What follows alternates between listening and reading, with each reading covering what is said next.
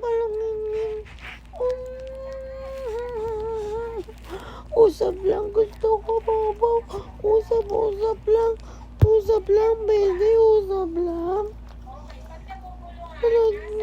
Dila-dila eh. Usap lang naman gusto ko eh. Usap lang, paano tayo mag-uusap? Palagi ka lang dila-dila.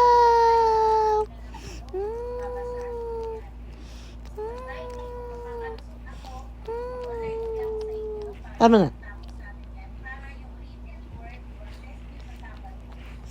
May tatabi. May sasabihin nga ako.